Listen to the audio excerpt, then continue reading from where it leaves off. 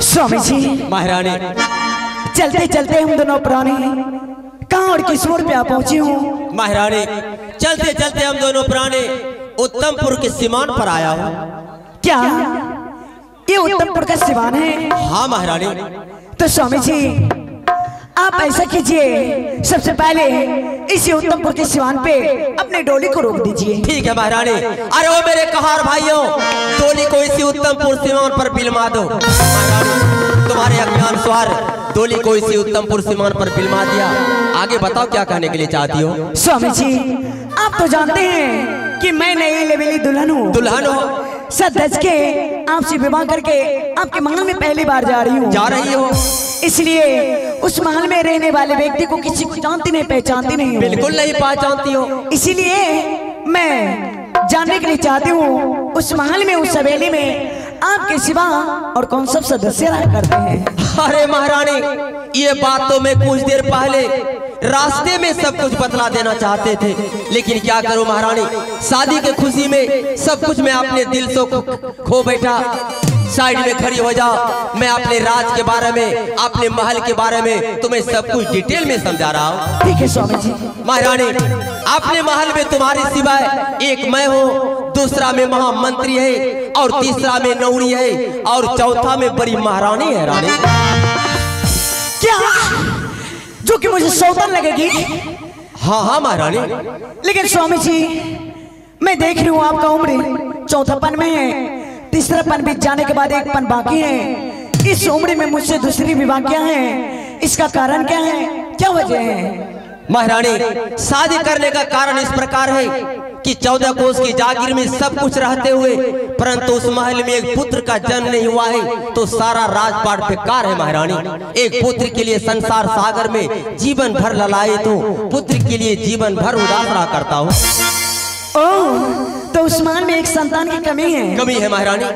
खैर कोई बात नहीं स्वामी जी, अगर उस महल में आपका प्यार मिला और भगवान की असीम कृपा हुई तो मैं उस महल में एक बच्चे की जन्म अवश्य दूंगी। क्यों नहीं महारानी? लेकिन स्वामी जी। महारानी, क्या हो गया महारानी? अरे क्या हो गया? क्यों कुछ बोलना नहीं चाहती हो? स्वामी जी महारानी, मुझे बहुत जोरों की पानी प्यास लग गई। प्यास? हाँ। लेकिन महारानी, ये तो उत्तमपुर का सीमान है, जंगल है। इस जंगल में कहाँ नदी तालाब है मुझे कुछ भी मालूम नहीं है। स्वामी जी इसलिए महारानी, कुछ देर के लिए अपने दिल में धैर्य धारण करो और चलो अपने महल में जाते समय अपने प्यास को दूर कर लेना, उसके बाद कोई विध व्यवहार होगा। स्वामी जी अगर मैं आपके साथ डोली में बैठ के आपके महल तक चली गई, ना जाने महल के सारे सदस्य विध व्यवहार करने में लग जाएंगे। बताइए स्वामी जी मैं पानी कब पी पाऊंगी? मैं मर जाऊंगी। लेकिन नहीं महारानी, जब तक मेरे शरीर में सांस रहेगा मैं अपनी महारानी को अपनी नजर से जुदा होना पसंद नहीं करूंगा। ऐसा करो महारानी, इसी वृक्ष के निकट इस जंगल में कुछ देर के लिए आराम करो और इस जंगल में आके चलकर देखता हूँ कहीं नदी तालाब मिल गया तो तुम्हारे प्राण की रक्षा करने के लिए एक लोटा पानी अवश्य ले आऊंगा। बैठ जाओ महारानी।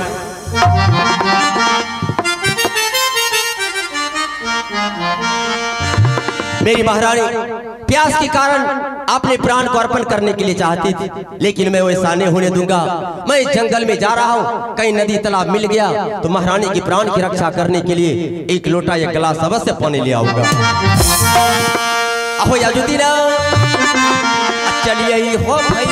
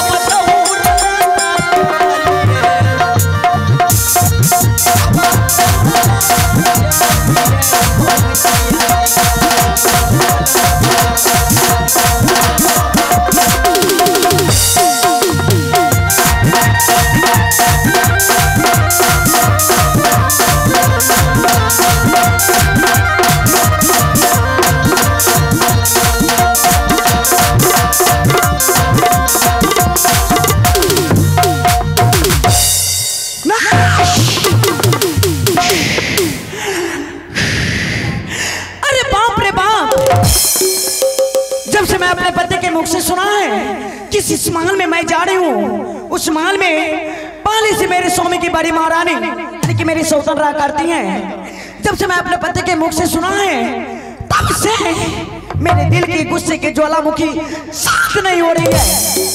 अरे बाप रे बाप, कहाँ मैं और अब मैं अपनी सौतन के घर जाऊं? ऐसा हो नहीं सकता है। अगर इससे पहले ऐसा हुआ है तो अब से मैं ऐसा होने नहीं दूंगी। मेरे स्वामी जी मेरे कहने पे पानी लाने के लिए गए हैं। क्या मुझे पानी प्यास लगी है?